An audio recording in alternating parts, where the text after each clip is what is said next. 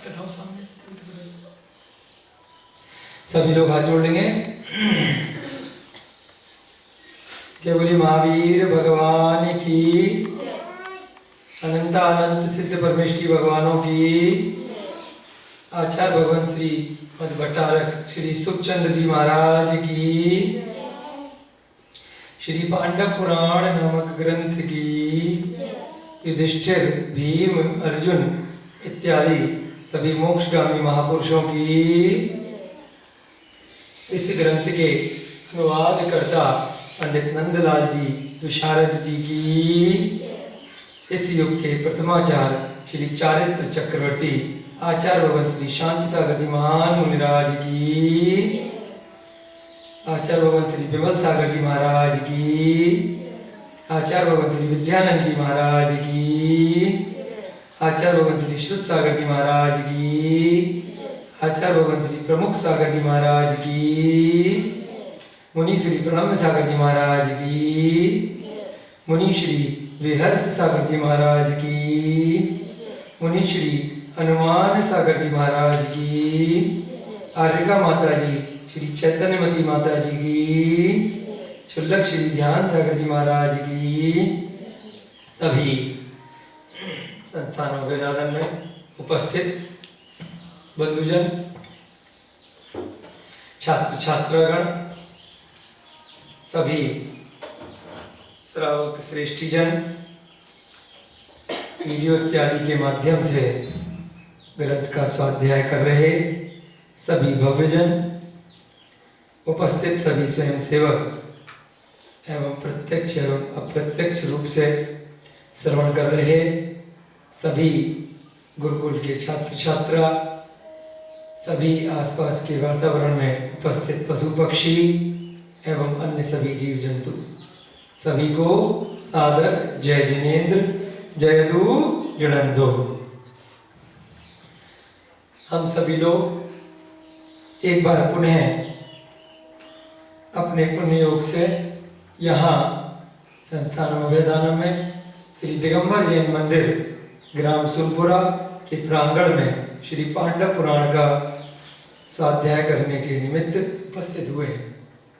जो भी लोग पीछे हैं इधर आगे आ जाएंगे, पीछे वाले इस साइड में आइए, इसको थोड़ा सा हाँ आगे आ जाइए, थोड़ा सा सभी लोग दिखे आगे। अभी तक के प्रसंग में हम सभी ने पांडवों की घटनाओं को सुनने से पूर्व उनके पूर्वजों की बहुत सारी घटनाएं सुनी। लगभग 10वां अध्याय हमारा यहाँ पर चल रहा है।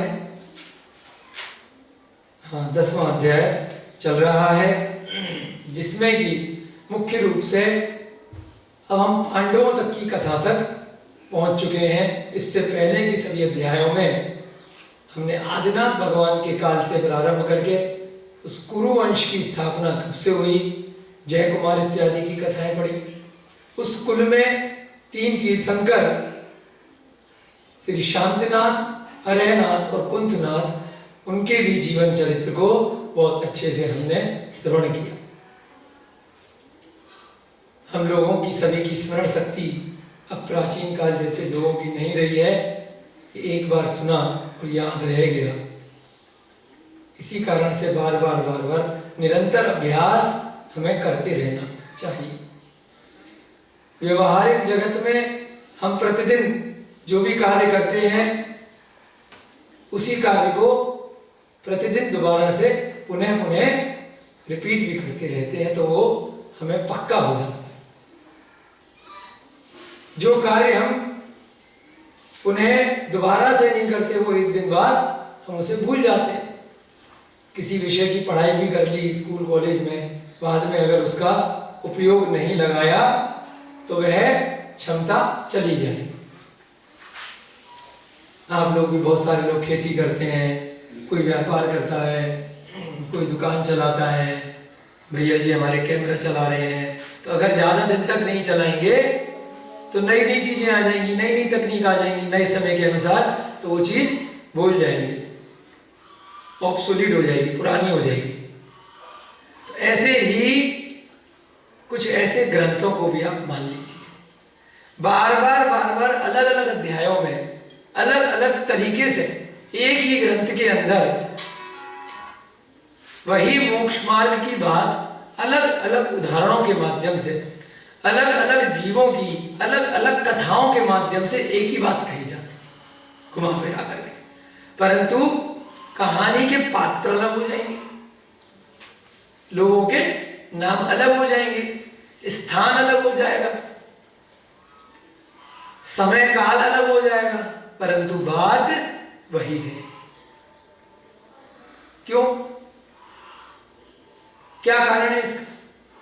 जिससे कि हमें अभ्यास बना रहे। एक बार पढ़ा और हमने 2-4-6 महीने 2-4 साल तक पढ़ के भूल गए, तो जरूरी नहीं है कि हम उस पथ पर आगे बढ़ पाए।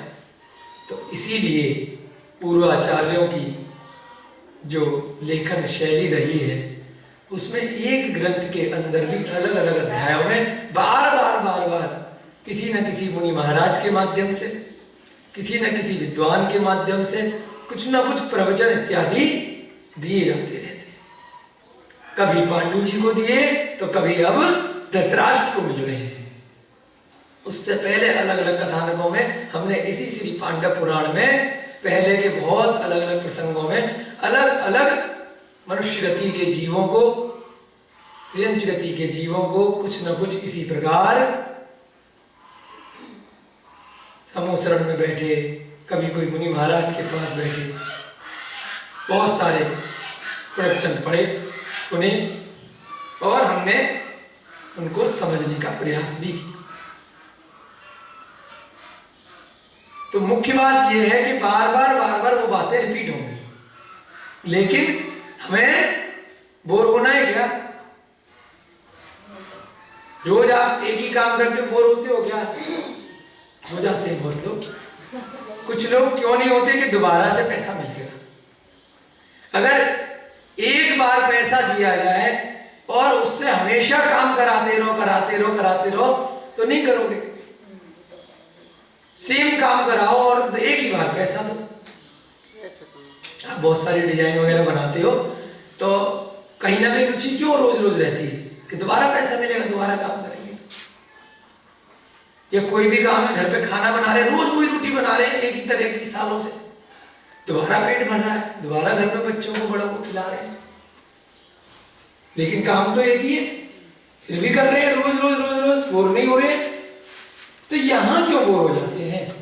ये प्रसंग इसलिए आया है क्योंकि लोग बोर होने लग जाते हैं कि जरूरत से ज्यादा प्रवचन दिया जा रहा है।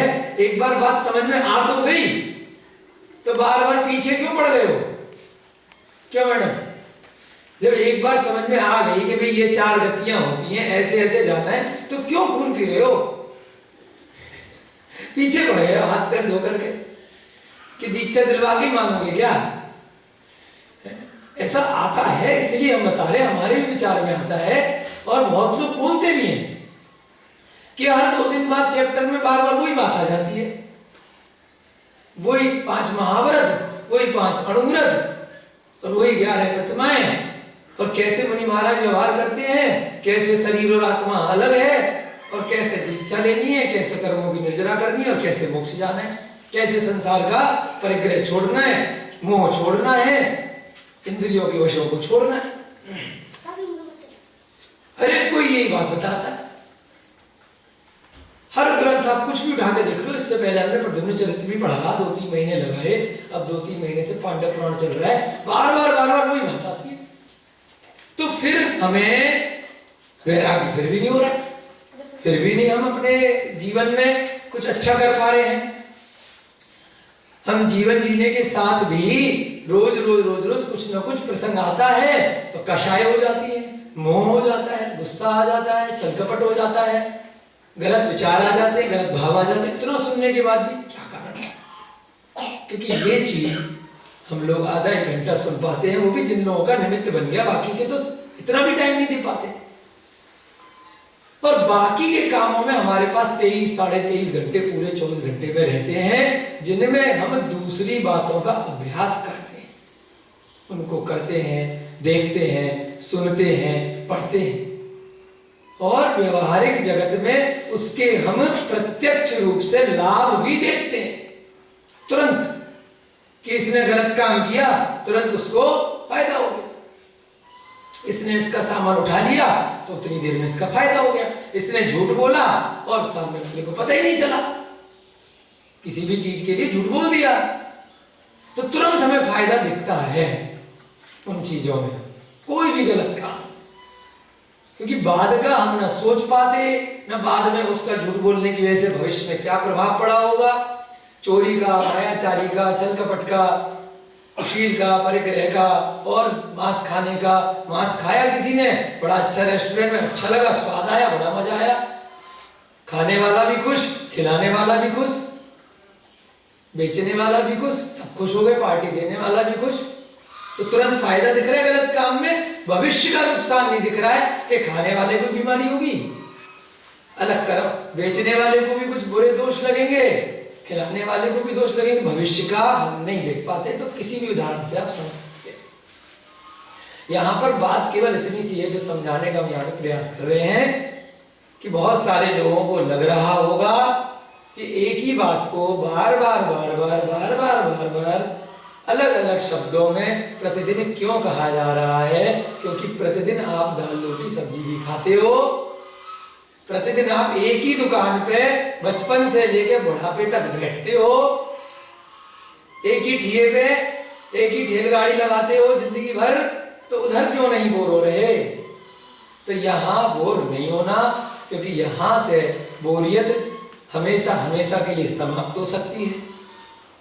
ये शाश्वत सुख आप अगर इसको मान गए, समझ गए और इसका जरा सा भी आप अनुसरण कर गए तो हमेशा हमेशा के लिए जीवन पर्यंत इस जीवन में और भविष्य के जीवनों में हमेशा का कष्ट आपका दूर हो सकता है। बाकी के जितने भी संसारी कार्य हैं, चाहे आपने खाना बनाया, चाहे व्यापार किया, चाहे कपड़े पहने, मकान बनाया, दुकान बनाया, क्षणिक सुख मिलेगा कुछ समय के लिए, कुछ काल के लिए, और उसके बाद वही सुख भविष्य में आपको दुख देकर जाएगा। चाहे परिवार में आपको लग रहा हो, चाहे धन संपत्ति में लग रहा हो, या आपको किसी पद, नाम इत्यादि के लोभ के कारण लग रहा हो, बहुत सारे उदाहरणों में आपको जिस भी पंचेंद्रिय के सुखों में सुख अगर लग रहा है वह सब कल्पना है, वास्तविक नहीं है। यहाँ भी आचार्य महाराज धृतराष्ट्र जी के लिए यही समझा रहे हैं कि इस राज्य संपदा में, इस परिवार में, इन भोग विलासता में, पंचेंद्रिय के सुखों में बेटा धृतराष्ट्र सुख नहीं है। अगर सुख होता तो मोक्ष प्राप्ति के लिए फिर लोग आगे क्यों बढ़ते? तुम्हारा भाई पांडु भी गया और आज इस जंगल में इस स्फटिक की शिला पर तुमने हमारे दर्शन कर लिए हैं, तो हम भी तुम्हें वही बात बताएंगे जो तुम्हारा पांडु तुम्हारे घर में बहुत दिनों पहले बता करके गया था। कोई नई चीज हम नहीं बताएंगे, लेकिन कब किसकी बात किसको लग जाए किसी को नहीं पता। यहाँ पर भी जब तक हम बैठे हैं, हम भी प्रतिदिन कभी कोई ग्रंथ उठा करके स्वयं को भी जगाएंगे, और हमारे स्वयं के जागने से यदि पर में भी कोई भी जाग जाए तो उसको भी जगाने का अभ्यास, प्रयास जीवन भर करते रहेंगे। हम तो करेंगे, बाकी किसी को करना हो, समझना हो, उसकी मर्जी, उसका निमित्त, उसका जो भी पुण्य कर्म का उदय आएगा तो उसको समझ में आएगा, बाकी को कोई दिक्कत नहीं है। तो यहाँ पर आज हम बहुत सारे उदाहरणों से धृतराष्ट्र जी को जो समझाया है उसके आगे का प्रसंग हम देखेंगे। वही सेम बात समझाइए, कुछ नया नहीं, कि शरीर अलग है, आत्मा अलग है, और आपको आत्मा को कल्याण कराना है। शरीर यहाँ पर पर्याय बदलते बदलते अगले भवों में कुछ और बन जाएगी। कभी मनुष्य द्वारा मिल जाएगा, कभी अमीर बन जाओगे, कभी गरीब बन जाओगे, कभी त्रियंच बन जाओगे, जानवर पशु पक्षी, कभी एक इंद्रिय पर्याय में पेड़ पौधे इत्यादि बन गए, कभी मच्छर मक्खी बन गए, कभी नरक चले गए, तो कभी स्वर्ग भी जा सकते हो। आगे हम आगे सुनेंगे आज के प्रसंग में उन धृतराष्ट्र जी पर, उन मुनि महाराज की बातों का क्या प्रभाव पड़ता है, और वे अपने स्वयं के लिए क्या निर्णय लेते हैं या नहीं लेते हैं, या कहते हैं कि बोर कर रहे हो। बहुत सुन ली ऐसी बातें, बचपन से सुनता आ रहा हूं, आप भी मुझे पका रहे हो, पका पका करके थक गया हूँ, पक पक करके, मेरे को आपकी भक्तों में कोई इंटरेस्ट नहीं है, ऐसा बोलते हैं। देखते आगे क्या होता है। सब लोग आज जोड़ेंगे। मंगलम भगवान वीरो मंगलम गौतमो गणी मंगलम कुंद कुंदाद्यो जैन धर्मोस्तु मंगलम सर्व मंगल्य मांगल्यम सर्व कल्याणकारकम प्रधानम सर्वधर्माणां जैनम जयतु शासनम जैनम जयतु शासनम जैनम जयतु शासनम। सर्वे श्रोतारः सावधानतया शृण्वन्तु। सभी श्रोतागण एकदम सावधान होकर के सुनेंगे, एकाग्रचित्त होकर के, है ना। कोई भी इधर उधर दिमाग जो दौड़ाएगा, पूरे दिन के काम धंधे में दौड़ाए, कोई दिक्कत नहीं है, लेकिन यहाँ पर थोड़ी देर अगर सुनेंगे तो बहुत कर्मों की निर्जरा होगी और इस भव को भी अच्छा बना सकते हैं और पर भव भी अच्छे बनेंगे। मुनिराज से उत्तम उपदेश को श्रवण कर धृतराष्ट्र ने करबद्ध निवेदन किया। बहुत अच्छे से परिचय सुने, जैसे आप लोग सुनते हैं शांति से, हाँ हाँ हाँ हाँ हाँ हाँ सब करते हैं ना, तो ऐसे ही धृतराष्ट्र जी ने भी सुने। बहुत बढ़िया, बहुत सुंदर महाराज, बहुत सुंदर, सही कह रहे हैं, एकदम पते की बात बता रहे हो। ऐसे ही करते हैं। फिर बाहर आकर के, अरे यार महाराज जी को क्या पता दुनियादारी क्या चीज होती है, कितनी मुश्किल से भी बच्चों का घर चलता है, ये तो अपना इनका तो आहार चौका ऐसे ही लग जाता है, इनको क्या मालूम कितना मुश्किल है जीवन चलाना। अब इतनी दिक्कतें हैं, बच्चे का एडमिशन दिलवाना है, ये करना है, वो करना है, नौकरी नहीं लग रही है, तनख्वाह नहीं बढ़ रही है, बाहर आके सब परेशान, अंदर सब हाँ में हाँ मिलाते हैं, करते नहीं करते हैं। तो धृतराष्ट्र जी भी अब वहीं की वहीं बात को निपटाना चाह रहे हैं कि महाराज जी अब एक बात बताइए, हाथ जोड़ करके बोलो, हे प्रभु मेरी एक जिज्ञासा का आप समाधान करने की कृपा करें। बहुत हो गया, पहले मुद्दे की बात समझ रहे हो, प्रश्न पूछ रहे मैडम, ध्यान से सुनना सब लोग। अच्छी बात है, आप इतने सुंदर जंगल में बैठे हो, तपस्या कर रहे हो, दिगंबर मुनि महाराज हो, मुझे लग रहा है कि आपको बड़ी नॉलेज होगी। टीवी पे भी आता ना शंका समाधान, आजकल जनवाणी चैनल और पारस चैनल कई चैनलों पे, तो लोग परीक्षा लेते हैं महाराज जी कि भाई मालूम है कि नहीं मालूम है, बताओ।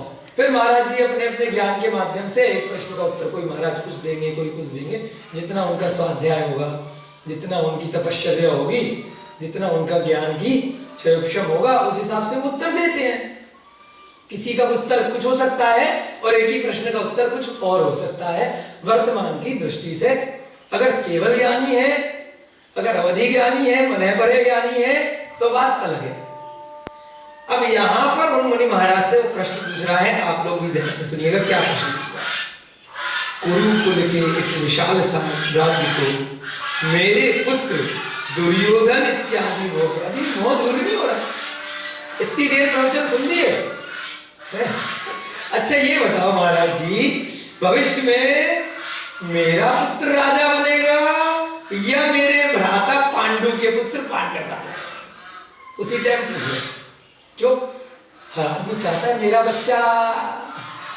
पांडु जी जबकि उसको छोड़ के गए 5 बच्चों को, तो अब 105 उसी के हो गए ना। मेरा है, मेरा तो दुर्योधन है।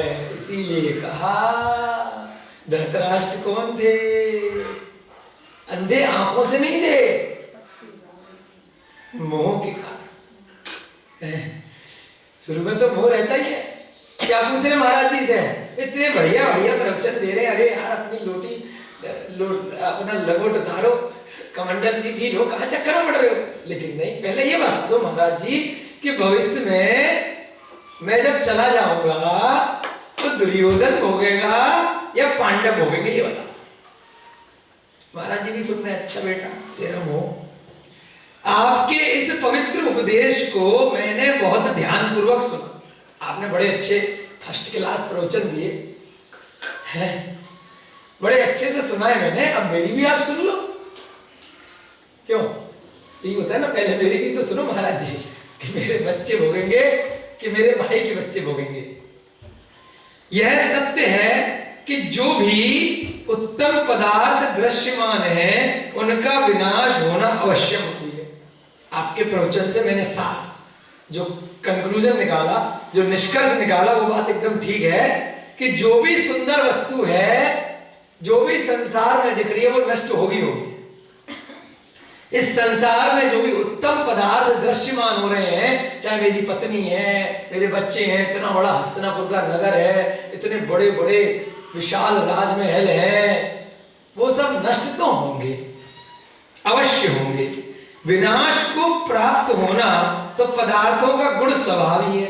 अब उन्हीं के प्रवचनों को धृतराष्ट्र रिपीट कर रहे हैं। मैंने आपकी बात मान ली कि जो भी पदार्थ हैं, जो भी पुद्गल द्रव्य दिखाई दे रहा है, जो भी पंचेंद्रिय के विषय हैं, चाहे सुनाई भी दे रहा है। अब हमने एक शब्द बोला, हम चुप हो गए, उसके बाद रहा क्या? कर्णेंद्रिय का विषय भी चला गया सुनने के बाद। कैमरे में रिकॉर्ड कर लिया, वो बात अलग है, तुरंत तो चला गया। आपने कोई चीज चखी, खाना खाया, समाप्त हो गया। रसना इंद्रिय, कर्ण इंद्रिय, स्पर्श इंद्रिय, घ्राण इंद्रिय, चक्षु इंद्रिय, पांचों इंद्रियों के विषय क्षणिक होते, थोड़ी देर के लिए होंगे और उसके बाद समाप्त हो जाएंगे। विनाश को प्राप्त होना तो पदार्थों का गुण स्वभाव ही है। यानी कि जो भी पदार्थ है, जो भी पुद्गल वस्तु है, वह अवश्य ही विनाश को प्राप्त होगी, बनेगी और नष्ट होगी। उत्पाद, व्यय और द्रव। उत्पाद माने उत्पन्न होगा कुछ नई चीजें, व्यय माने पिछली चीज नष्ट होगी, द्रव्य माने उसके अंदर जो द्रव्य गुण है, मात्र गुण रहे, पर्याय उसकी बदलती रहेगी, गुण पर्याय भी इसको बोला जाता है। अतीत काल में भी जो व्यक्ति प्रकांड पदार्थ वेत्ता हुए हैं, उनका स्मृति चिन्ह तक वर्तमान में शेष नहीं है। अब ये महाराज जी नहीं कह रहे हैं, ये कौन कह रहा है? कौन बोल रहा है? कौन बोल रहे हैं? धृतराष्ट्र है ना। महाराज जी ने धृतराष्ट्र जी को प्रवचन दिए।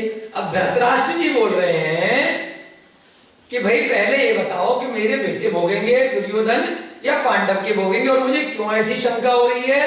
क्योंकि ये सब चीजें मेरे जाने के बाद जाएंगी और वो भी एक दिन चले जाएंगे, लेकिन जितने समय भी वो लोग रहेंगे तो उनमें राजा कौन बनेगा इस स्थान का, इस पूरे हस्तिनापुर का?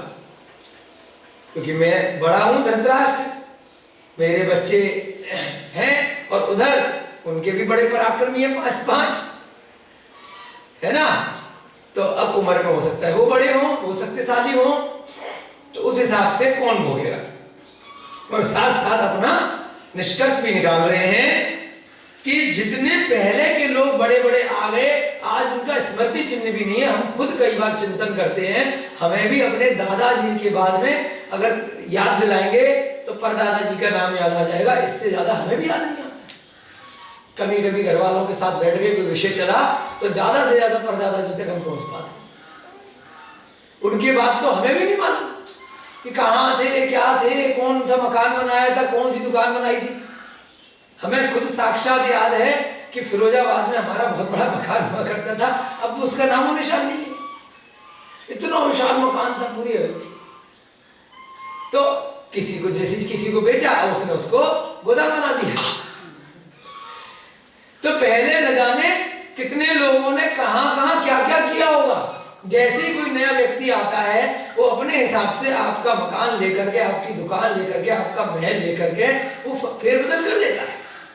लंबे समय तक क्या चल पाता है, जो हमने 20-25 सालों में अनुभव किया है, लंबे समय तक चलता है। कोई मंदिर, कोई धर्मशाला, कोई सेवा कार्य में लगा हुआ, कोई चैरिटेबल अस्पताल। प्राइवेट अस्पताल भी ज्यादा दिन नहीं चलते, प्राइवेट स्कूल भी ज्यादा दिन नहीं चलेंगे। कोई सेवा भाव से अगर कोई चीज लगी हुई है तो आपके जाने के बाद भी वह कई वर्षों तक, अगर योग्य व्यक्ति उसको आगे संभालता रहा, तो वो चलती रहेगी लंबे समय तक। मंदिर इत्यादि हजारों सालों तक बचे रह जाते हैं, जब तक कभी बहुत निकृष्ट काल दुष्ट लोग नहीं आए। बाकी आपके घर मकान दुकान जो व्यवहारिक चीजें संसारी चीजें कितनी भी इकट्ठी कर ली है, आप ही के सामने आप ही के बच्चे आप जब बूढ़े हो जाओगे उसको बेच देंगे। अगर आप ज्यादा फोर्स करोगे कि मेरे जीते जी मत बेचो, तो आपके मर्दी अगले दिन उसकी कर देंगे रजिस्ट्री कहीं और पैसे के लिए, तो इंतजार करेंगे। हकीकत है, मान लीजिए। तो यहां पर भी धृतराष्ट्र यही कह रहे हैं कि पिछले जो राजा महाराजा गए, मुझे स्मृति चिन्ह भी नहीं, मुझे याद भी नहीं है कि कौन कौन गए। कोई कोई किसी ने बता दिया अपने ज्ञान के माध्यम से कि तुम्हारे पूर्वज भैया ये हुए थे, शांतिनाथ, कुंतनाथ, हरनाथ, जय कुमार इत्यादि। तो मुझे बस उतना मालूम है जो मुख्य पात्र कोई हुए हैं, बाकी हजारों लाखों करोड़ों मेरे पूर्वज रह चुके हैं, एक के बाद एक किसी को मालूम है क्या? आपके पिताजी कौन, पिताजी कौन, पीछे चलते चले किसको पता है कि कौन जाति कौन कुल में कहां पर जन्म हुए थे, कौन स्थान में है, कुछ नहीं पता है। और ये तो इस भविष्य, इस वर्तमान के जो मनुष्य भव है उसमें आप जान सकते हैं। अगर जरा सा स्वयं की आत्मा को पीछे ले गए तो पिछले भव में कौन से कीड़े मकोड़े बने थे, कौन से जानवर बने थे, वहां की भी लिस्ट निकाल लो। गधा बने थे कि घोड़ा बने थे, उसमें कौन से पिताजी थे, उसमें किस उसके पिताजी कौन से थे, सारी लिस्ट निकालने बैठ जाओगे सारे भवों की। तो आचार्य कहते हैं 343 घन राजू का ये जो 3 लोक का विस्तार है, वहां ऐसा कोई स्थान नहीं बचा और ऐसा कोई जीव नहीं बचा जो हमारा सगा संबंधी परिवारीजन नहीं रहा। कोई भी एक भी वर्तमान में जो एक इंद्रिय जीव भी है, जो जल के अंदर जीव है या जो वायु के अंदर जीव है या जो पेड़ पौधे हैं, वो भी मेरी पत्नी रह चुका है, वो भी मेरा बच्चा रह चुका है, वो भी मेरा माता पिता रह चुका है, जिसके पीछे मैं पागल था किसी जमाने में, किसी काल में, किसी युग में, और आज उसको काट के खा। जिस मुर्गे को मैंने मार करके खा लिया, जिस अंडे को खा लिया, वो सब मेरे बच्चे रह चुके हैं स्वयं के। आज मैं लड़ रहा हूं, मेरा बच्चा मेरा है, मुर्गे का बच्चा मेरा नहीं है इसलिए खा लो, बकरा मेरा नहीं है इसलिए मार करके खा लो। वह जितने भी बकरे काटे जा रहे हैं और जो खा रहा है, जो मार रहा है, उस स्वयं पिछले भवों में उसी के पीछे पागल था, उसी को खिला रहा था और आज उसी को खा रहा है। आटे का मुर्गा जैसे ग्रंथ में आंख खोलने वाली कथा है। श्राद्ध में जिसको मांस को मार के खिला रहा है एक राजा कि मेरे पिताजी का श्राद्ध कर रहा हूं, और जिसको मार दिया उस पिताजी का जी वही भैंसा है, वही मछली है, वही बकरा है, और उसी को मार करके खुश हो रहा है कि मेरे पैतृक खुश हो गए, इनको श्राद्ध दे दिया मैंने, पित्त दे खुश हो गए मेरे। कमाल, ऐसी रोंगटे खड़े करने वाली कहानी।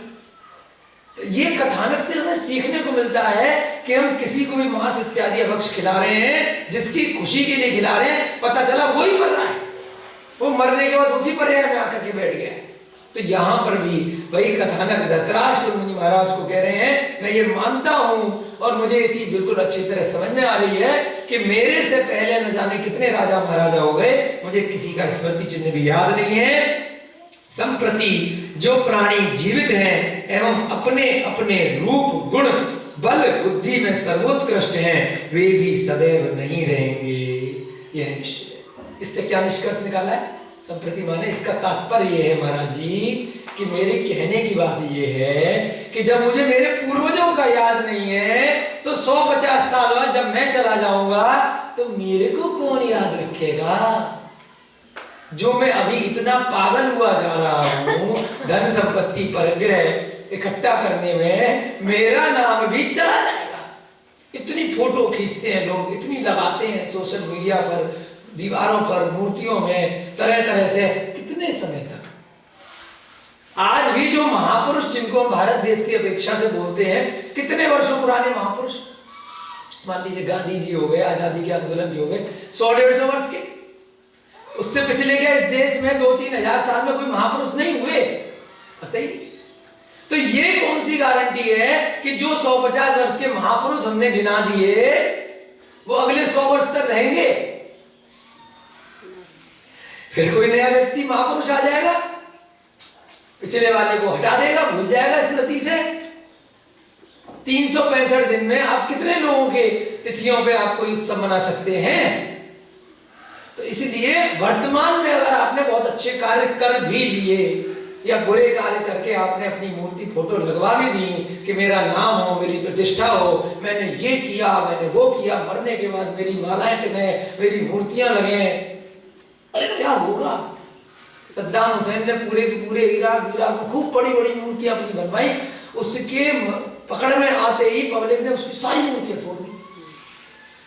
यहाँ भी बहुत सारे राजा महाराजा, बहुत सारे नेता अपनी मूर्तियां लगवाते, माला टंगवाते, जिंदा जा कितने दिन रहेगी? इससे हमें सीखना है कि जैसे पीछे के लोगों को लोग भूल गए, तो हमें अपनी एनर्जी इस चीज पे वेस्ट नहीं करनी है कि मरने के बाद मुझे लोग याद रखें। ऐसे कार्य करो कि आपका कल्याण हो जाए, आप स्वयं की आत्मा का भला हो जाए, तुम्हें याद भले रखेंगे। और अगर तुमने गलत काम किए होंगे तो तुम त्रेंच गति में जाकर के कहीं सड़ रहे होगे, कहीं नरक में सड़ रहे होगे, तो याद रख के करेंगे नहीं क्या? तुम वैसे ही बैठ के नरक में खुश होगे क्या कि वाह वाह वाह देखो मनुष्य जगत में मेरी कितनी फोटो लग रही है, मेरी मूर्तियां लग रही हैं।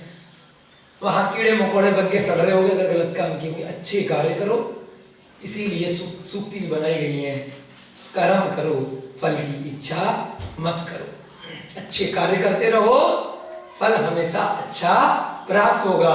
फल की इच्छा के लिए अगर कर्म करोगे कि नाम होगा, संपत्ति मिलेगी, भविष्य में लोग मेरी पूजा करेंगे, मुझे जानेंगे, तो आपने उस इच्छा के लिए वो कर्म किए हैं, तो उसका फल प्राप्त नहीं होगा।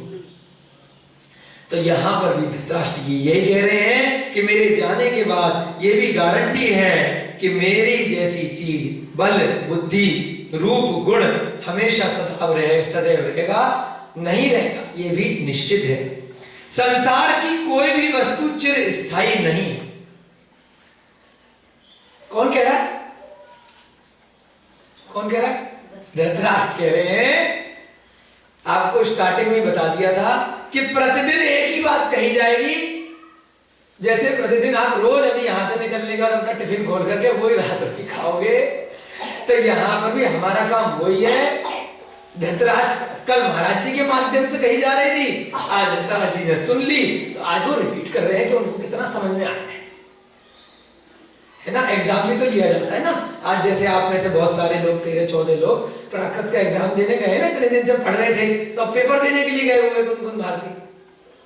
तो ऐसे ही धृतराष्ट्र जी ने जो सीखा है, समझा है, उसको वो मुनि महाराज को बता रहे हैं कि मेरे समझ में महाराज जी ये बात आई है, कोई गलत बात आई हो आप मुझे बता दीजिए। जो आपने प्रवचन दिए मैं उसको अपने शब्दों में अपने तरीके से आपको बता। यहां पर भी जो पुस्तक में ग्रंथ में लिखा है हम आपको अपने शब्दों में बताते हैं। आप लोगों को कभी कभी मौका मिलेगा, आप उसी बात को अपने शब्दों में बताओगे कि आपको क्या समझ में आए। संसार की कोई भी वस्तु चिर स्थायी नहीं है। माने चिर माने हमेशा बनी रहने वाली, स्थायी नहीं है। कोई वस्तु बता दो आप, कुछ है स्थायी? आपका बचपन स्थायी रहा, आपकी युवावस्था स्थायी रहेगी, बुढ़ापा स्थायी रहेगा, कपड़े वही कपड़े आप जिंदगी भर पहनते रहोगे, वही मकान सेम बिना पेंट किए हुए आप कई सालों तक रह सकते हो। आपने सुबह जो रोटी बनाई थी 3 दिन बाद बिल्कुल वैसी की वैसी रहेगी। कोई भी वस्तु, हाँ मेरा हाथ तो वैसा की वैसा ही इतने साल से, वो ऐसा लग रहा है क्योंकि किसी वस्तु में जो परिवर्तन है सनई थोड़ा लंबे समय तक होता है, किसी में जल्दी होता है। कागज जल्दी खराब होगा, धातु कुछ समय बाद खराब होगी। लोहा है वो जल्दी खराब होगा, पीतल है, चांदी है, तांबा है, सोना है, थोड़े समय बाद होगा। लेकिन आप उस सोने को भी अगर आप ऐसे ही छोड़ दोगे, वो भी 200-400 साल बाद नहीं, 2-4-5-10 साल बाद भी अगर एक ही स्थान पे ऐसी मिट्टी में डाल दोगे तो वो भी बेकार हो जाएगा। वो तो आपने डिब्बे में पैक करके लॉकर में रख रखा होगा तो बात अलग है। वो आप बार बार उसको देख करके साफ करते रहोगे तो बात अलग है। लेकिन वो भी, उसमें भी कुछ न कुछ ह्रास होएगा, उत्पाद व्यय द्रव्य उसमें भी होगा। हमेशा नहीं रहेगा, किसी में धीरे होगा, किसी में ज्यादा तेज होगा, बस फर्क होगा। सब संसार की कोई वस्तु चिरस्थायी नहीं है, परंतु भविष्य में जो स्वनाम धन्य महापुरुष होंगे वे भी क्या क्षणभंगुर होंगे। अभी क्या कंफ्यूज्ड है धृतराष्ट्र, 100% बात समझ में नहीं आई है ना? क्यों मैडम? अपने साथ भी होता है ना, कहीं प्रवचन में गए, अच्छी खासी सारी बातें सुन ली, फिर भी कुछ ना कुछ दोबारा से पूछ करके डाउट क्रिएट कर देते हैं। अब क्या कह रहा, मैंने पिछली बातें तो मान ली, अपना भी मान लिया, लेकिन एक बात बताओ, अगर भविष्य में 100 नाम धन्य महापुरुष हुए, 100 माने अपने नाम के धन्य बड़े बड़े महापुरुष हो गए, तो वो लोग भी क्षणभंगुर रहेंगे, यानी उनको भी लोग भूल जाएंगे क्या? बड़े बड़े महापुरुषों, जैसे अभी उदाहरण दिया ना हमने, गांधी जी हुए, बहुत सारे वर्तमान समय के इतने सारे प्रधानमंत्री हो गए, आजादी से बाद तक अब तक 10-15 राष्ट्रपति कितने सारे हो गए, कितने मुख्यमंत्री हो गए हैं, हर 5 साल में बदल जाते हैं, हर अलग राज्यों के कितने याद हैं बताओ? मुख्यमंत्री बनने के लिए कितनी मेहनत करनी पड़ती है। 10 मुख्यमंत्री के नाम गिना दो उत्तर प्रदेश के, जो बच्चों को रटाए जा रहे हैं पढ़ाई कराने के लिए, उसके अलावा कोई बता पाएगा? एग्जाम के अलावा सारे प्रधानमंत्रियों के नाम गिना दो, सारे राष्ट्रपतियों के नाम गिना दो, सारे राज्यपालों के नाम गिना दो, नहीं याद आएंगे। केवल कोई नाते रिश्तेदार रह गया होगा, किसी पार्टी का आपका होगा, तो एक आधा याद आ जाएगा, या जिसको आपने सामने देखा है। पिछले तो नहीं पता, जो चले गए, जो आपके सामने नहीं थे, वो कैसे याद आएंगे? केवल कि स्कूल में पढ़ा दिया तो रट लिए। होता है नहीं होता है? तो ऐसे ही यहाँ पर वो कह रहे हैं, लेकिन मेरे बाद में जो महापुरुष आएंगे वो भी क्षणभंगुर, ऐसा तो नहीं है।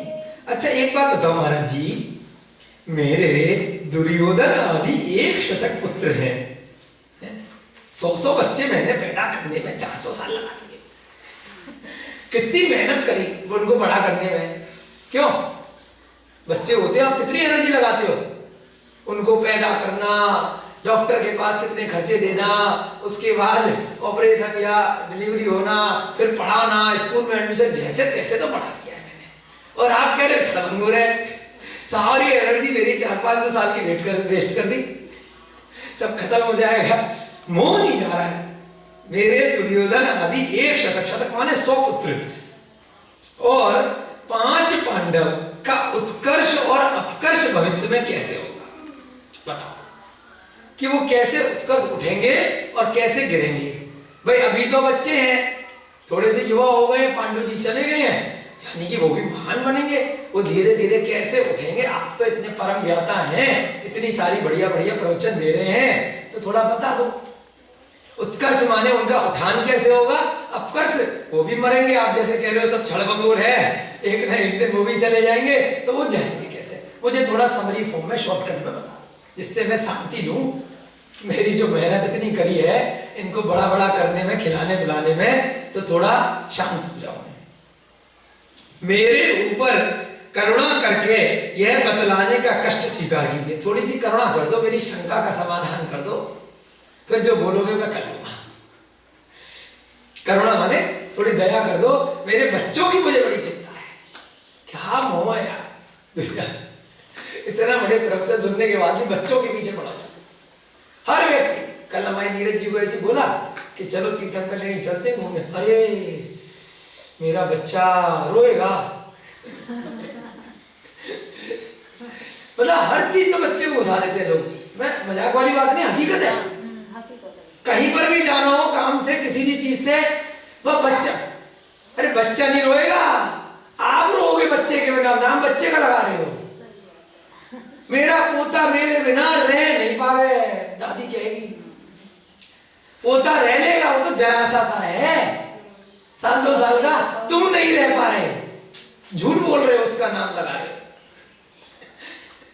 मोह तुम्हारा है बच्चे से, ना कि बच्चे का। बच्चा तो अपना, उसे क्या मालूम, पिताजी ला करके खिला रहे खाना, चाहे माताजी खिला ले, चाहे दादाजी खिला रहे, वो 2 दिन में उनके साथ एडजस्ट हो जाएगा, छोटा सा बच्चा। तो ये हमारा मोह है। यहाँ पर भी धृतराष्ट्र का मोह है, जो बच्चों के बारे में चिंतित है कि मेरे, मैं तो आपका वैराग्य, आपने इतने बढ़िया बढ़िया प्रवचन दिए, मैं आपके साथ बैठने के लिए तैयार हूं, मेरे बच्चों का बता दो कि वो पीछे से ठीक ठाक रहेंगे कि नहीं रहेंगे। राज लक्ष्मी किसी एक का ही वर्ण करेगी, ये बात निश्चित है। फिर वही बात कि देखो मुझे भी मालूम है, राजा तो एक बनेगा, आप बता दो, सस्पेंस मत रखो। राजलक्ष्मी यानी पांडव बनेंगे राजा, या मेरे बच्चे बनेंगे दुर्योधन वगैरह। तब प्रश्न यह उठता है कि इस प्रकार के सौभाग्यशाली मेरे पुत्र होंगे या भ्रातश पुत्र। मान नहीं रहा है, घुमा फिरा के 10 बार पूछ लिया प्रश्न। महाराज जी भी शांत बैठे, देख रहे उसको, टेस्ट कर रहे। वो बोलते ढाक के 3 पात, 10 से बस नहीं हो रहा, इतने प्रवचन दे दिए, लेकिन ठीक है कोई बात नहीं, पूछ ले बेटा, बता देते, उसके बाद समझाएंगे तेरे को दोबारा। अब वो तो अवधि ज्ञानी है, वर्तमान में कोई पूछने बैठ जाए हमसे तो हम क्या करेंगे, हाथ खड़े कर देंगे, भैया हमें नहीं मालूम, हम थोड़ी अवधि ज्ञानी, केवल ज्ञानी। इस पंचम काल में जबरदस्ती झूठ बोलने का काम अपना है नहीं कि कुछ भी बोल दें।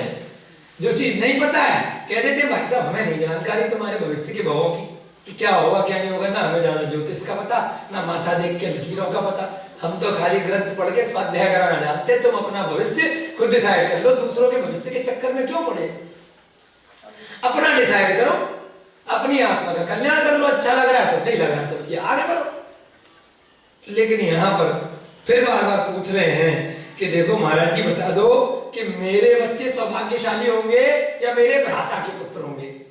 अरे भ्राता के पुत्र, भ्राता देकर के गया, अपने ही मान लेना, तकलीफ क्या है, टेंशन किस बात की है। जब एक घर में रह रहे, तू ही तेरे के ऊपर कितने भरोसे से छोड़ करके गया पांडु, तो अपने क्यों नहीं मान रहे? मानोगे तो भाई वो भी मेरे, ये भी मेरे, तो क्या दिक्कत है। लेकिन नहीं, मेरे होंगे कि उसके होंगे, बताओ जी बताओ, प्रॉपर्टी में हिस्सा चाहिए है? हर घर की लड़ाई रोज किसी ना किसी की, जिसके पास ज्यादा जमीन उसकी लड़ाई। अभी वो पवन भैया का फोन आया, वो कह रहे जी 6 एकड़ जमीन हमारी है, वो आप बोला हमें 6 एकड़ हमारे चाचा की है, लड़ाई हो रही है। इसलिए आ गए छुट्टी लेकर के। हर आदमी का यही कहानी, जिस घर में चले जाओ, किसी पे 6 एकड़ है, किसी पे 600 एकड़ है, किसी पे फ्लैट है तो फ्लैट के अंदर कि भैया फ्लैट के अंदर हिस्से बंटवारे कैसे करोगे, बाथरूम तेरा, किचन तेरी, बेडरूम तेरा, ड्राइंग रूम तेरा। पहले तो चलो यहाँ गांवों में जमीन है तो एकड़ों में और बीघा में बट रही है पुत्रों में, लेकिन झगड़े उसमें भी है, हर चीज में झगड़े हैं। लेकिन मान नहीं रहा इंसान, क्यों इकट्ठा कर रहा है इतना पैसा। ग्रंथों में लिखा है भैया कमाओ, अपने सामने दान कर दो, चाहे मंदिर में दे दो, चाहे प्रकार के दान में दे दो और छुट्टी करो। दे करके जाओगे, बच्चों को संस्कार दो, पैसा मत दो, प्रॉपर्टी मत दो, जमीन जायदाद मत दो। क्यों देनी, क्या करेगा बताइए, सोच के देखिए इस बात को। बच्चों को संस्कारित बनाइए, योग्य बनाइए, धर्म सिखाइए, धर्म परायण बनाइए, उनको अहिंसा आदि पापों से दूर रहना सिखाइए। उनके लिए पैसा इकट्ठा करके देके जाओगे वो बर्बाद कर। बहुत सालों पहले सूत्र लिखा हुआ है, पूत कपूत तो का धन संचय, पूत सपूत तो का धन संचय। सपूत है अपने आप बना लेगा, कपूत है तो बर्बाद कर देगा। दोनों केस में आपको परिग्रह संचय करने की जरूरत नहीं है। जैन धर्म का सिद्धांत है, सब जगह प्रसिद्ध है ये सूत्र। अपरिग्रह, ज्यादा परिग्रह मत करो, इकट्ठा करोगे बच्चों के लिए, 7 पीढ़ियों के लिए, इसके लिए उसके लिए। अरे भैया तुम मर जाओगे, तुम्हें उसका सारा की सारा दोष लगेगा और बर्बादी करेगा। उसको योग्य बनाओ, उसको संस्कारित बनाओ, ऐसी शिक्षा दो। यहाँ पर धृतराष्ट्र अभी तक परेशान है कि मेरे बच्चे बनेंगे राजा, कि पांडु के बच्चे बनेंगे। आप तो योगींद्र हैं, आप तो ज्ञानी हैं, आप तो भविष्य की सभी घटनाओं के जानकार हैं। अब हाथ जोड़ करके कि महाराज जी देखो, मेरे को लगता है बड़े ज्ञानी हो आप, आपको अवधि ज्ञान होगा, भविष्य का सब पता होगा, मुझे बता कृपया करके मेरे प्रश्नों का उत्तर दे दो, तभी मुझे चैन पड़ेगा, सेटिस्फाई हो जाऊंगा, फिर देखूंगा मुझे क्या करना। पहले ये मेरी बात का शंका का समाधान करो। तब मुनिराज ने उत्तर देना प्रारंभ किया। भैया चतुर्थ काल की बात है, देखो पंचम काल में हमें तो मिलते नहीं अवधि ज्ञानी। सुना है हमने विमल सागर महाराज निमित्त ज्ञानी थे अपने दादाजी वगैरह से परिवार में, परंतु अवधि ज्ञानी इस समय नहीं है। मने परे ज्ञानी भी मिलना दुर्लभ है, और केवल ज्ञानी तो अब काल नहीं है तो नहीं है, अर्यंत तो नहीं मिल सकते यहाँ पर। परंतु हम इन ग्रंथों के माध्यम से इसी को अर्यंत मान लें कि अर्यंत भगवान भी सामने होते तो क्या बताते, वही ये जनवाणी बोल रही है। अवधि ज्ञानी होते तो क्या बताते, वही बोल रही। पात्री तो बदल गए, नाम ही तो बदल गया, स्थान ही तो बदल गया, काल ही तो बदल गया। हम मान ले सारी घटनाएं वर्तमान समय के अनुरूप हमारे साथ हो रही है। वो जो धृतराष्ट्र को प्रवचन मिल रहे हैं वो हमें मिल रहे हैं, धृतराष्ट्र जो प्रश्न पूछ रहा है वो हम पूछ रहे हैं, हम अपने पुत्र पुत्रियों के लिए पूछ रहे हैं, वही झगड़े, उसके बस नाम बदले, बस बाकी बातें प्रसंग वही है। इस तरीके से अगर हम उसको सोचेंगे समझेंगे तो दर्पण की तरह हमें सारा की सारा सारभूत ज्ञान हमारे सामने प्रत्यक्ष आ जाए। मुनिराज ने उत्तर दिया, हे वत्स, अब चलो तुमने पूछा है तो बता देते हैं। हे वत्स, इसी जम्बू द्वीप के आर्यावर्त में मगध देश बहुत ही संपन्न राज्य है। अब धीरे धीरे करके कहानी शुरू करते हैं। बहुत बोर हो रहे आप लोग प्रवचन सुनते सुनते, अब थोड़ा सा कहानी सुना रहे हैं, ऐसे ही थोड़ी ना बता देंगे कि कौन राजा बन जाएगा, फिर पूछेगा कैसे बन जाएंगे, कैसे होगा, पांडव क्यों बनेंगे, धृतराष्ट्र क्यों नहीं बने, वो मेरे बच्चे क्यों, अब पूरा बैकग्राउंड बता रहे हैं, कैसे उठेंगे कैसे करेंगे, चल आराम से सुन ले भविष्य में क्या होगा। तो उनको कैसे पता चलता है, ये भी बड़ा गंभीर विषय है। बताओ कैसे होता है वो दिया, क्या मैडम बता, सोच के कोई भविष्य की घटनाएं कैसे पता चल जाती है? बता कोई भी अंदाजे से जी कैसे पता चल जाती है किसी को भविष्य की बातें बिना ज्योतिष के? कैसे पता चलेगी? क्योंकि उनको फालतू की बातों में दिलचस्पी नहीं होती, ठीक है ना। इसको बोलते आवरण, ज्ञान के ऊपर आवरण। जैसे आप लोगों ने सोल ओढ़ रखी है ना, तो जब ये आवरण हट जाता है तो अंदर का रूप, अंदर के कपड़े दिखते। आवरण माने पर्दा। फालतू का जब पर्दा लगा रहेगा तो जो वास्तविक चीजें वो दिखाई नहीं देती, जो अंदर है। तो इसको बोलते हैं ज्ञानावरणीकरण। बोलो, ज्ञानावरणीकरण, ज्ञान आवरण कर्म। ज्ञान के ऊपर आवरण लग गया, पर्दा लग गया। तो ज्ञानावरणीकरण के 5 भेद होते हैं। बोलो एक एक करके। मति ज्ञानावरणीकरण, बोलो। श्रुत ज्ञानावरणीकरण, अवधि ज्ञानावरणीकरण, मनेह परे ज्ञानावरणीकरण, केवल ज्ञानावरणीकरण। अब जैसे जैसे पर्दा हटता जाएगा वैसे वैसे ज्ञान आएगा। मति ज्ञानावरणीकरण हमारे ऊपर जाता है अभी वर्तमान में, मति शुद्ध। उस कारण से किसी की बुद्धि कम है, किसी की बुद्धि तेज है। अरे ये बड़ा इंटेलिजेंट है, बड़ी जल्दी याद हो जाता है, इसकी मेमोरी बड़ी तेज है, ये बड़ा वीक है, ये बुद्धू है, ये मंदबुद्धि है, इसको दिक्कत है। तो क्यों है? मति शुद्ध ज्ञानावरणीकरण, उसके ऊपर ज्यादा मोटे मोटी रजाई लगी उड़ा रखे, और जिसके ऊपर कम है तो वो तीव्र है, वे कुशाग्र बुद्धि का है।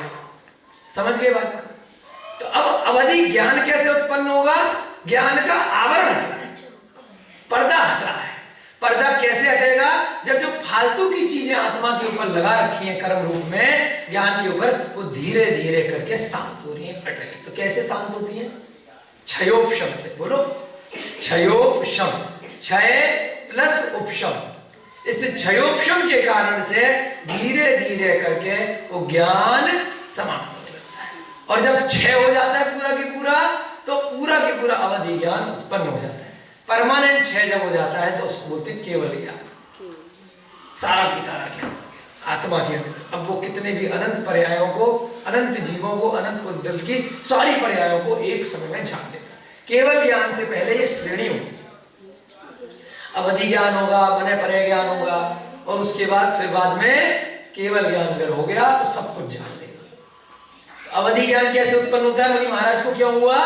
तप के कारण से, चारित्र के कारण से, कर्मों की निर्जरा के कारण से। उसको हटा रहे हैं, निर्जरा माने जो पर्दा है उसको हटा रहे हैं। जो आत्मा के ऊपर कार्मण वर्गनाओं के रूप में, कार्मण शरीर के रूप में 8 प्रकार के कर्मों के जो पर्दे लगे हैं, उसको तप के माध्यम से, चारित्र के माध्यम से हटाया जाता है। जब वो हटने लग जाता है तो हटता कैसे है? जब मोह हटता है। मोहनीय कर्म सबसे मुख्य होता है। मोह जैसे जैसे कर्म होता जाता है, बाहरी परिवेश से जैसे जैसे आपकी इच्छाएं, आपका राग द्वेष की परिणति कम होती चली जाती है, वो पर्दा जो है आपकी चादर रजाई गद्दे वो धीरे धीरे आत्मा के ऊपर से हटने लग जाते हैं, तो अवधि ज्ञान उत्पन्न हो जाता है, सही सही ज्ञान अपने आप उत्पन्न होता है, क्योंकि अब उनको काम धंधे में, रुपया पैसा कमाने में, परिवारी जनों की सुख सुविधाओं में, अपने पद की लालसा में, पैसे इकट्ठे करने में रुचि नहीं है, किसी से भी उन्हें मोह नहीं है। इस कारण से उनका जो वास्तविक ज्ञान है, आत्मा के अंदर जो प्रत्यक्ष रूप से ज्ञान है, उसकी उत्पत्ति हो जाती है। उसी को बोलते हैं अवधि ज्ञान। उसमें अगले और पिछले कुछ भवों का ज्ञान हो जाता है, स्वयं के भी और किसी के ऊपर अगर ध्यान केंद्रित करेंगे तो उसकी जो भी प्रश्न पूछे, जो सामने बैठा होगा किसी के बारे में सोचना है, तो उसके बारे में पिछले और अगले भव क्या होने वाले हैं, उनकी जानकारी सही रूप में प्राप्त हो जाती है। तो उसके माध्यम से मुनि महाराज यहाँ बता रहे हैं कि देखो, इस जम्मू द्वीप के अंदर एक देश है जिसका नाम है मगध। आर्यावर्त के अंदर, आर्यखंड में वीर पुरुषों, प्रकांड विद्वानों एवं सुंदर नारियों से वह विभूषित है। उस मगध देश में बहुत अच्छे अच्छे वीर लोग रहते हैं, बहुत सुंदर नर नारी रहते हैं, विद्वान है। शोभा में वह देश स्वर्ग के समतुल्य प्रतीत होता है। इतना सुंदर देश है वह मगध देश कि जैसे स्वर्ग हो, इतना सुंदर। उस देश में राजगिरी नाम की प्रसिद्ध नगरी है। कौन सी नगरी है? राजगृह या राजगिरी। उसी राजगिरी में भविष्य में जाकर के भगवान महावीर के समूसरण लगे हैं, जहां पर राजा श्रेणिक बैठ करके उस समूसरण में गौतम गणधर से ये ग्रंथ सुन रहे हैं। उसी राजगिरी नगर की बात पिछले कई भव पहले पांडवों के समय में धृतराष्ट्र को मुनि महाराज बता रहे। मगध देश के एक ही स्थान पर, एक ही नगर में कभी कोई राजा था, अब श्रेणिक है, और वर्तमान में कोई और है, बिहार इत्यादि में है वो राजगिरी, झारखंड बिहार के पास में, शिखर जी के पास। तो अभी यहां पर बता रहे हैं कि उस राजगिरी नगरी है जहां पर सर्वस्व दानी, क्योंकि ये घटना कहां पर बताई जा रही है? हस्तिनापुर में। तो राजगिरी दूसरी जगह है। हस्तिनापुर में मुनि महाराज धृतराष्ट्र को बता रहे हैं कि एक इस मगध देश में राजगिरी नाम की नगरी है, जहां पर बहुत सारे दानी एवं दीर्घजीवी पुरुष निवास करते हैं। अब उस समय के हिसाब से जो आयु है, बहुत अच्छी आयु है उन लोगों की। राज राजेश्वर जरासंध वर्तमान में वहां का अधिपति है। अब मुद्दे की बात पे आ रहे हैं मुनि महाराज कि देखो बेटा, उस राजगिरी में सुनो मैडम, जरासंध का जो नाम आता है, उसी भगवान महावीर की जगह पर जरासंध थे पहले। जरासंध वहां के वर्तमान में राजा हैं। सुना आप लोगों ने जरासंध का नाम? सुना होगा फिल्मी कहानियों में, टीवी में, महाभारत में नहीं सुना? कंस का नाम नहीं सुना? तो जरासंध का नाम नहीं सुना? जरासंध और श्री कृष्ण के युद्ध का और टीवी पे आया है, कोई बात नहीं। जरासंध नाम के राजा हैं। कहां के राजा हैं? राजगिरी के। वह पुरी इंद्र की अमरावती सी समृद्धशाली है। वो जगह कैसी है? जैसे इंद्र की अमरावती है स्वर्ग में, इतनी सुंदर है राजगिरी, क्योंकि वहां भी स्वर्ग के समतुल्य अनेक अलौकिक विभूतियां हैं। बहुत सुंदर सुंदर में नगर है। जरासंध की रानी का नाम है कालिंद सेना। क्या नाम है जरासंध की रानी? कालिंद सेना उसकी रानी है। उसकी देह यष्टि का वर्ण यमुना नदी के जल के सदृश श्याम है, काला रंग है, इसलिए है ना, यमुना नदी का जल श्याम रहता है थोड़ा सा। नदी का जल का कलर कैसे होता है? नीचे की रेत के हिसाब से रहता है। जैसे नीचे की रेत रहेगी, उसका प्रभाव जब किरणें पड़ेंगी तो उस हिसाब से जल रहेगा, दिखने में साफ जैसे। तो उसका वर्ण श्याम है एवं कांति साक्षात लक्ष्मी के समतुल्य है। इतनी जबरदस्त उसकी कांति है कि जैसे लक्ष्मी आ गई। उस वीर जरासंध के अपराजित इत्यादि अनेक भाई हैं। बहुत सारे भाई भी हैं जरासंध के, अपराजित इत्यादि भ्राता है। वे सभी अत्यंत नीतिज्ञ एवं न्यायपरायण, बड़े अच्छे लोग हैं। वो सब नीतिज्ञ हैं, न्यायप्रिय हैं। वास्तव में वे शत्रुओं से अपराजित ही हैं। अपराजित माने होता है कोई किसी को हरा नहीं सकता, पराजित नहीं कर सकता। तो नाम भी उसका जैसा नाम वैसे गुण, उसको कोई हरा नहीं सकता है। अर्थात अब तक किसी शत्रु ने उन्हें रण में परास्त नहीं किया है। इतने युद्ध हो गए, आज तक जरासंध उसके भाइयों को कोई हरा नहीं पाया। रण माने युद्ध। जरासंध के काल, यवन इत्यादि अत्यंत विनम्र पुत्र भी हैं। देखो भाई बंधु हो गए पराजित वगैरह, और बच्चे कौन है? काल, यवन इत्यादि बहुत सारे बच्चे भी हैं जरासंध के। इस प्रकार अपने बंधु बांधवों से युक्त जरासंध निष्कंटक राज्य सुख का उपभोग कर रहा है। निष्कंटक माने उसमें कांटे, कंटक माने कोई कांटे भी नहीं चुभ सकता, यानी कि कोई भी उसके राज्य पर अधिकार नहीं जमा सकता, कोई परेशान नहीं कर सकता, कोई डिस्टर्ब नहीं करता है। निष्कंटक, एक छत्र वह राज कर रहा है। अभी क्या वर्तमान में हर 5 साल बाद टेंशन हो जाती है, दोबारा नई सरकार आती है, फिर वोट मांगने नेता जाते हैं, दोबारा बनेगी नहीं बनेगी, तो डर बना रहता है। तो निष्कंटक नहीं है। निष्कंटक का मतलब होता है एक राजा है, फिर बार बार उसी के जो पुत्र इत्यादि होंगे वो बने रहेंगे, या वही परमानेंट बहुत समय तक, लंबे समय तक रहेगा। बार बार कोई ना कोई डराता रहेगा, कभी बॉर्डर पर परेशान कर रहा है, कभी कहीं कर रहा है, तो निष्कंटक राज्य नहीं कहलाता। लेकिन जरासंध को अभी तक कोई भी लोहा इतना उसका जबरदस्त है, कोई पंगे नहीं लेता। उसकी सेवा करने में सभी नृपति अपना सौभाग्य समझते हैं। जो शक्तिशाली होता है सब उसके सामने हाँ जी हजूरी करते रहते हैं, हाँ में हाँ मिलाते रहते हैं। आसपास के जितने राजा हैं सब उसकी सेवा में लगे रहते हैं। अपने संपूर्ण शत्रुओं पर उसने विजय प्राप्त कर ली है। सारे जितने भी उसके परेशान करने वाले दुश्मन हैं, शत्रु हैं, सबको जीत रखा है। इसी मध्य में अच्छा अभी धृतराष्ट्र थोड़ा ज्यादा बोलता है लोगों की तरह, अभी महाराज जी अपनी बात पूरी भी नहीं कर पाए। इसी मध्य में धृतराष्ट्र ने पुनः प्रश्न कर दिया। अरे रुको, होता है टोकड़ा की आदत कुछ लोगों की। अरे अभी सुनो तो सही महाराज जी, सुनो। हे प्रभु, आप इतनी तारीफ कर रहे हैं जरासंध की, फिर उसका मरण किस प्रकार होगा? अगर इतना निष्कंटक राज्य कर रहा है, मरेगा तो वो भी, क्योंकि अभी आपने प्रवचन दिए और मैंने भी समझाया कि सब जाएंगे। अच्छा रुको, पहले ये बता दो, अपने बच्चों की कहानी बाद में पूछूंगा, आप जो भी बता रहे हो पहले बताओ। अपने जरासंध की बात बोली तो कैसे मरेगा? किसी शत्रु से परास्त होकर अथवा रोगाक्रांत होकर, खुद को कोई रोग हो जाएगा बुढ़ापे में, कोई कैंसर रोग हो जाएगा उस जमाने के हिसाब से है, या फिर कोई शत्रु उसको हराएगा। जब आप कह रहे हो आज तक किसी ने नहीं हराया। हे देव, कृपया मेरे पूर्व के प्रश्नों के साथ, मेरे पहले वाले प्रश्न भी आपको याद रखने महाराज जी मैंने क्या पूछा था, मेरे पूर्व के प्रश्नों के साथ इन प्रश्नों का भी उत्तर देने की कृपा करें। जोड़ दिए मैंने, ध्यान रखना, बात भूल नहीं जाओ। ये वाले प्रश्नों के भी उत्तर दे देना साथ साथ कि वो जरासंध कैसे मरेगा, और जो मैंने पहले पूछा था कि दुर्योधन राजा करेगा या पांडव राजा करेंगे, वो बात भी नहीं भूलनी है। और ये सारे प्रश्नों के उत्तर आपको देने हैं, लिस्ट दे दी है मैंने आपको। मुनिराज ने कहा, हे राजन, तुम बहुत चतुर हो, कोई बात नहीं, तुम्हारे प्रश्नों का अभिप्राय मैं पूर्णतया समझ चुका हूं, टेंशन मत लो बेटा, है ना। तो मैं वो भी प्रश्न बताऊंगा और यही बताऊंगा, इसीलिए तो बैठा हूं यहाँ पे जंगल में, और काय के लिए खाली बैठा हूं। तुम भी आए हो जंगल में घूमने के लिए। अब मैं जो कह रहा हूं उसे ध्यान पूर्वक सुनो, अब डिस्टर्ब मत करना, ठीक है? ध्यान से सुनो, तुम्हारी बात समझाने के लिए कहानी समझा रहा हूं।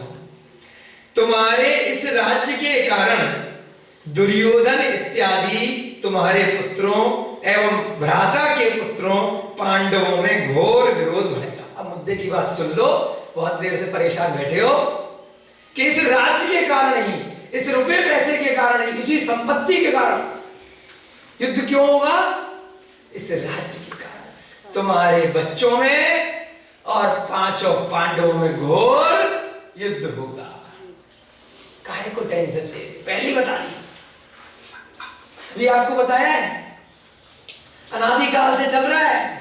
अभी आप लोगों के पास 2-4 बीघा जमीन रह गई है, पहले बहुत ज्यादा होती है तो उस हिसाब से झगड़े होते हैं, पूरा की पूरा हजारों लाखों एकड़ का राज्य रहता है, उस हिसाब से लड़ते हैं। अब 2-4 मकान का है तो 13 मकान ज्यादा के मेरा ज्यादा है। अभी वो हमारे गुरुजी आए थे ना, योगेंद्र सर, वही बता रहे थे कि भाई के बच्चों ने उन पे केस कर दिया है बिहार में, पटना में, जमीन के पीछे। सब घर वाले ही केस करते, कहीं कहानी सुन लो, हर दूसरे दिन एक बंदा आके हमें बताया जाता है कि उसने, और बुढ़ा 85-86 साल की उम्र बाबा जी की, इस उम्र में भाई के बच्चों ने केस कर दिया कि जान से मारने की कोशिश करी। क्यों करी? प्रॉपर्टी चाहिए उनकी करोड़ों रुपए की। अरे जो है उसको नहीं भोग रहे हैं वो लोग, जो नहीं है उसके पीछे खुद भी कोर्ट कचहरी के चक्कर काटेंगे, घर घर में कलेश, हत्या, मुकदमे, लड़ाई दंगे, और खुद भी अगर मिल भी जाएगी 20-20 साल से केस चल रहा, कह रहे 2011 से केस चल रहा, 11 साल तो हो गए, है ना। ये भी बूढ़े हो जाएंगे और इनके जब ये 86 साल के तो बच्चे भी 60 के हो गए, भाई के बच्चे भी 55-60 से नीचे के तो नहीं होंगे, 60-70 से नीचे के।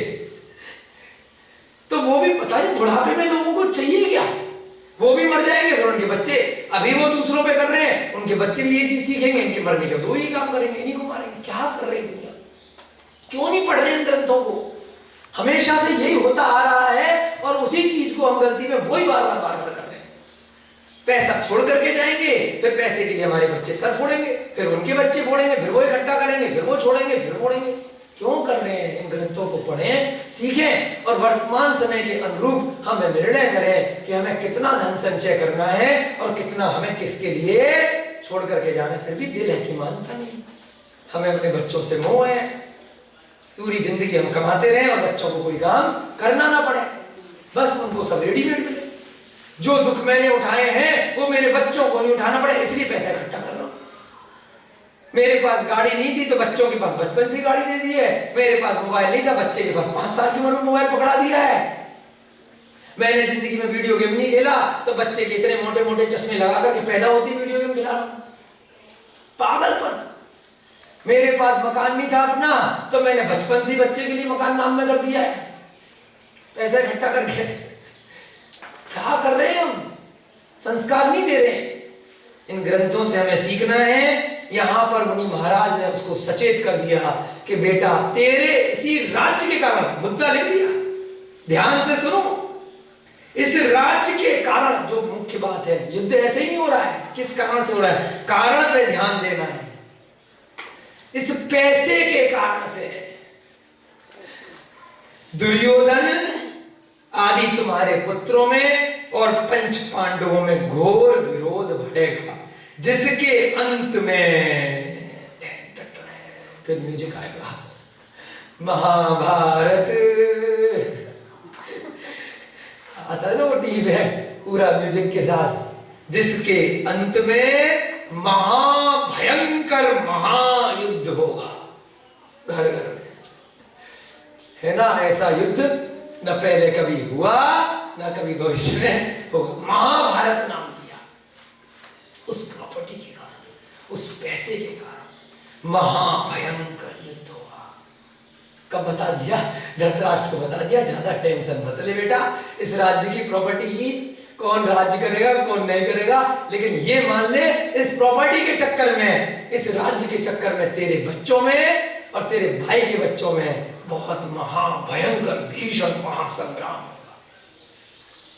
कुरुक्षेत्र के विशाल युद्ध क्षेत्र में अगणित वीर योद्धाओं के साथ। अब सस्पेंस खत्म कर रहे हैं, आपका समय भी होने वाला है, हो गया लगभग। अब चाहे तू पुत्र मोह में अंधा हो, गूंगा हो, बहरा हो, तू बार बार चुल्ल हो रही है, बार बार पूछ रहा है, इतना परेशान हो रहा है कि मेरे बच्चे करेंगे क्या करेंगे, तो तेरे को बता दूंगा इस महाभयंकर कुरुक्षेत्र के युद्ध में अगणित यानी कि बिना गिनती के वीर योद्धाओं के साथ दुर्योधन इत्यादि तुम्हारे समस्त पुत्र। ज्यादा पूछा ना तुमने, अब रो बैठ करके, क्या होगा? सारे पुत्रों का निहत हो जाएंगे, मारे जाएंगे। क्यों टेंशन ले रहा है? सारे के सारे पुत्र तेरे निहत होंगे एवं पांडव विजय प्राप्त करके निर्भय होकर हस्तिनापुर का राज्य आनंद पूर्वक राज्य सिंहासन हस्तगत कर स्वर्ग के इंद्र के समतुल्य उस नगरी का पालन पोषण कर।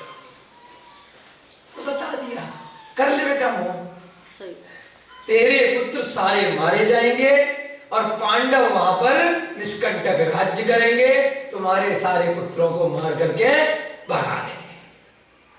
आनंद पूर्वक वहां पर अच्छे से रहेंगे। और सुन और पूछ है मेरा हाथ दिखा दिखा करके, अरे ज्योतिषी जी बताओ जी क्या होगा, ज्योतिषी तो समझता तो होता, पैसे ले रहा है, मरने वाला भी होगा, नहीं भाई साहब बहुत बढ़िया, ये मिलेगा वो मिलेगा, लो जी कितने पैसे चाहिए। अब अवधि ज्ञानी मुनि महाराज कोई गुल्लक तो लेके बैठे नहीं है, जो सत्य है वो बता दिया, जो होने वाला है।